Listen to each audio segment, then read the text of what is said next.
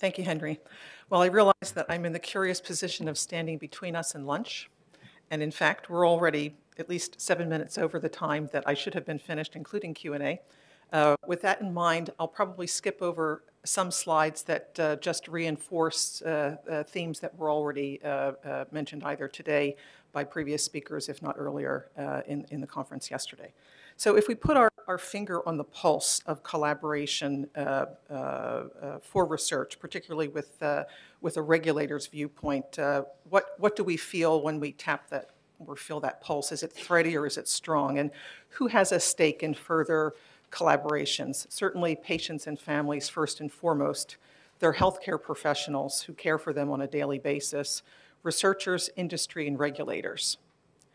In terms of the day-to-day work of regulator and patient, where do we give opportunity to hear the voice of the public and to hear the voice of patients? And I think there are several ways that we do this, both in FDA and in EMA in our core work. In our advisory committee meetings, which are typically public, we make sure that our membership includes representatives of consumers and patients as well. In the setting of an advisory committee, members cannot have conflicts of interest. And within each advisory committee meeting that we hold, there's a portion of it devoted to an open public hearing, again, to allow the public to come forward to tell FDA the good, the bad, or the indifferent of what it's doing. We convene, in addition to advisory committee meetings, which are often product-specific or safety issue specific, we convene other more open meetings called Part 15 hearings. We had one recently in the fall of 2010 regarding further issues in antimicrobial development. So FDA announces these meetings on a particular topic in the Federal Register. It invites the public to sign up to speak to a particular issue, and FDA is in listening mode at that point. In addition, we convene public workshops where panels can have and do in fact announce their conflicts of interest. These are panels that enable us to have a broader participation, not only of consumers, but of academia and industry reps. And as I said, no conflict of interest process is a part of such a public workshop. And last but not least, we invite comments to the docket for the various guidances and draft rules that we publish. And so too, EMA involves patients in its core work. Patients are members of the management board, and they have representation in the various scientific committees of the EMA. Patients participate in discussions of benefit risk in the context of the SAGs, the scientific advisory groups. Patients have a hand in reviewing information prepared by EMA in terms of package leaflets, safety communications, and the European Public Assessment Report summaries, and also, importantly, as observers in the Pharmacovigilance Working Party and within the EMA Patient and Consumer Working Party.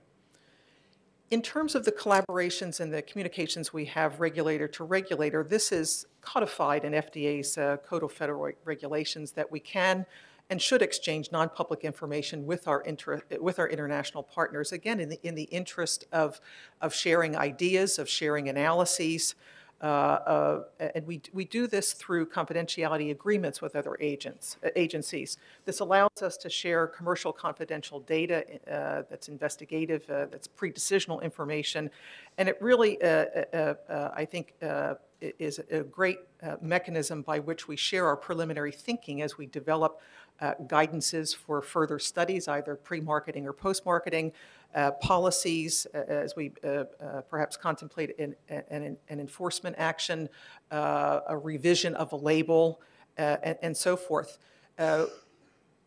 FDA and EMA exchange on a monthly basis documents.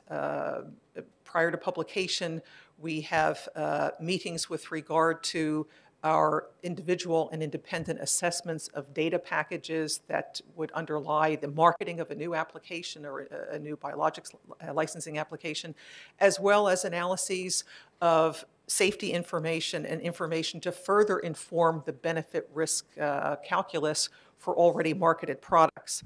I think it can be one of the most confusing things for the public to hear that FDA and EMA have the same body of data to analyze. Confusing if we analyze it and come to different conclusions and different regulatory actions. When that happens, we need to be prepared to explain to the public what each of our agencies has done in its conduct of analyses of data. Did we work from the same from the same data sheet, so to speak, so that if we come out with different conclusions, one agency maintains the product on the market, another agency yanks it from the market, we have to be prepared to respond to the public that we serve, how and why we've come to the conclusions that we've come to, again, in the best interest of the public that we serve. And this is just a list of some of the countries and their national health regulatory bodies with whom we have confidentiality agreements, including with the EMA and with several directorates of the European Commission. And just a link to the website in case anyone is interested in reading one of our confidentiality arrangements or memorandum of understanding. What can we learn from experience in terms of building collaboration more broadly with patient groups, with other regulators, with researchers, and with industry? I think we need look only back a few decades to the 1980s. To HIV, which was then one of the most frightening medical challenges of our times. And largely through the very loud voice of advocacy groups and protests, patients, partners, families, et cetera, we heard loud and clear as a regulator we couldn't do business as usual. We couldn't stay on the timeline that we had been used to up until that point, and we needed, despite the fact that it was way beyond our comfort zone at that point, we needed to work as drug developers, diagnostic companies, academia, and FDA in a collaborative fashion to get answers, to drive a research agenda, and to do it in the historical sense of time quickly. To pool data then allowed for the development of viral load testing as the centerpiece for our strategy to control HIV. It became the surrogate marker on which all HIV drugs have been approved, reducing the time of follow-up from decades to weeks. And it's become the most important tool in the clinical management of patients with HIV. But really, all of this would have been impossible without new areas of science, without new biomarkers, without new collaborations, and without listening very carefully to the public and the patients that we serve. It served as the model then to expedite medical product development. And it was an all-inclusive measure, not only regulator to academia to industry and public, but it was an all-inclusive measure within FDA, which is historically siloed into a Center for Drugs and Biologics, Devices, Veterinary Medicine, and our National Center for Toxicology Research. I think the model of what happened with HIV, I'd like to think it's something that underpinned FDA's creation then of the Critical Path Initiative, which was born in 2004, an Office of Cross-Cutting Programs that was brought into being to address the pipeline program, where we could see quite readily that although there were increasing dollars given to research and development, it was on the other side with diminishing returns. Initially, Critical Path was born as a fairly poor child with no funding from Congress. Later, dollars were appropriated, but it's on the order of a few million here and there, certainly not billions like the IMI. Projects have been solicited from the outside. Again, the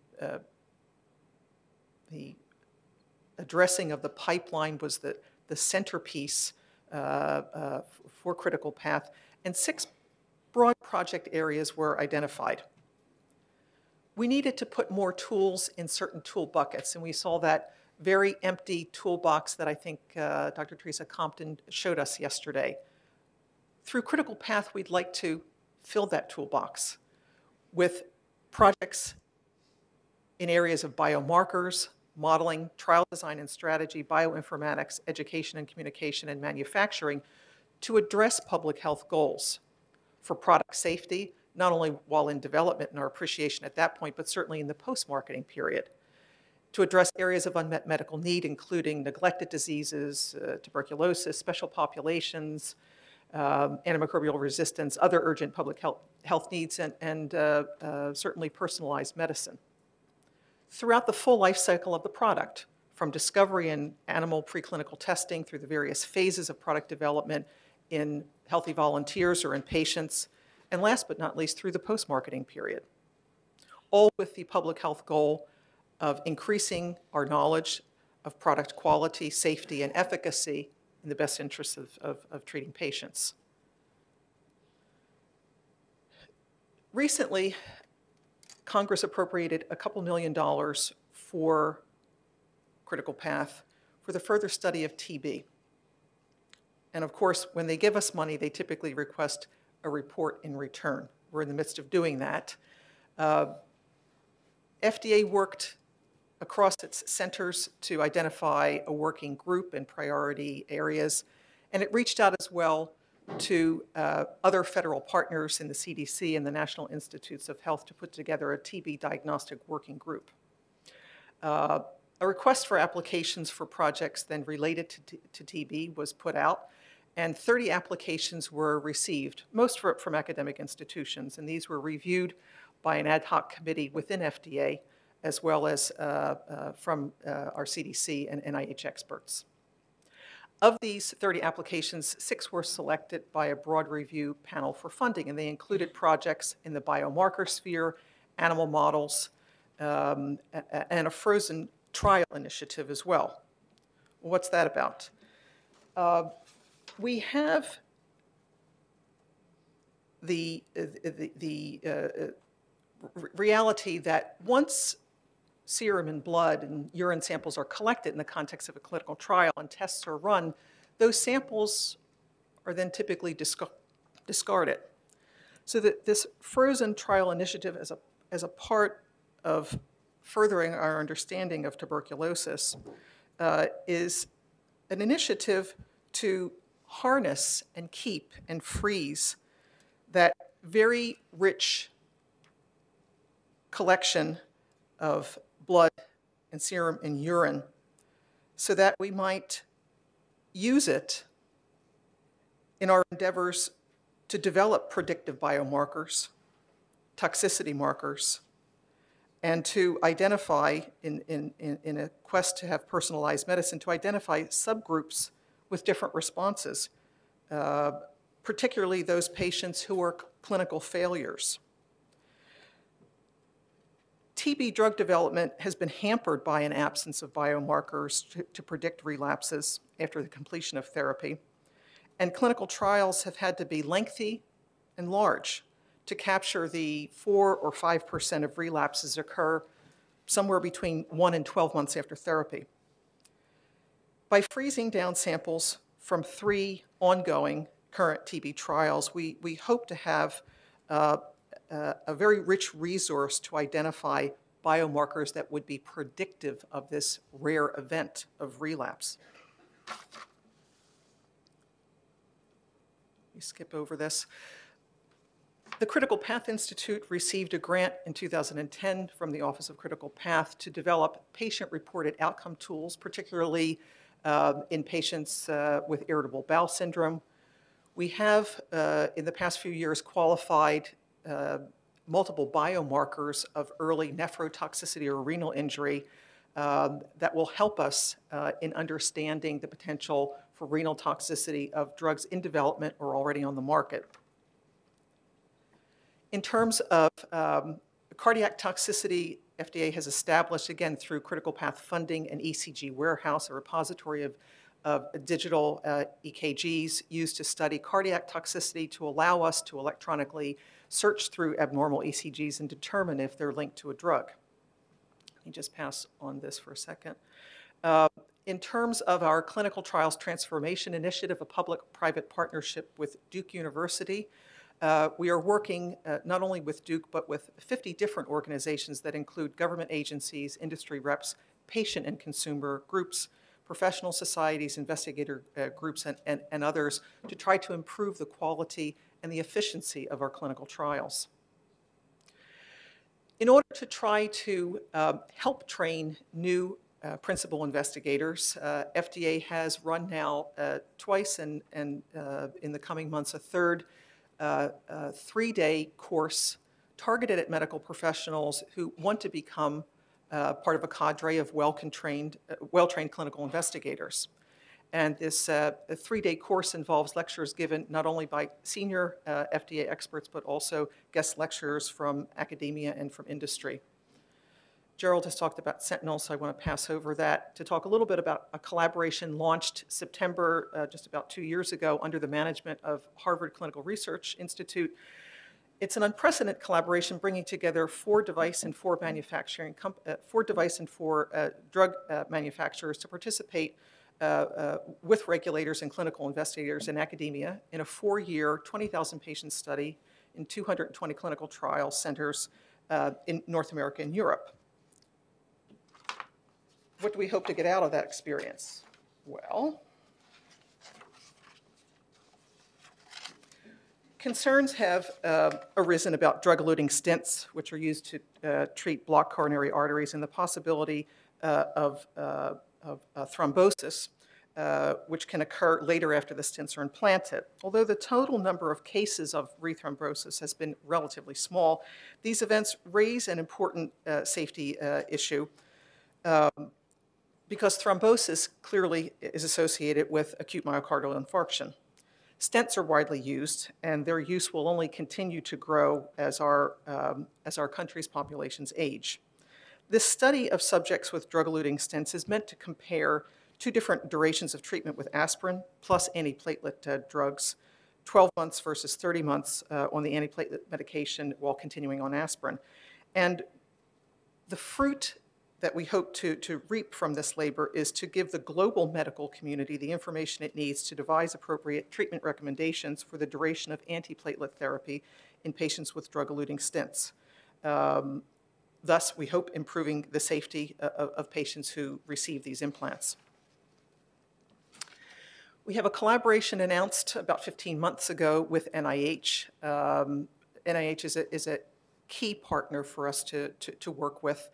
About $6 million have been given to this collaboration to help support the areas that the Critical Path Initiative has identified in the development and evaluation of human medical products and in their further study in the post-marketing realm. In conclusion, we have emerging areas of science, evolving technologies, rare events that we sometimes can't easily recognize in pre-marketing studies, but clearly have to be grappled with post-marketing in the context of global product development. All of these pressures come together to make us modernize our tools and our processes.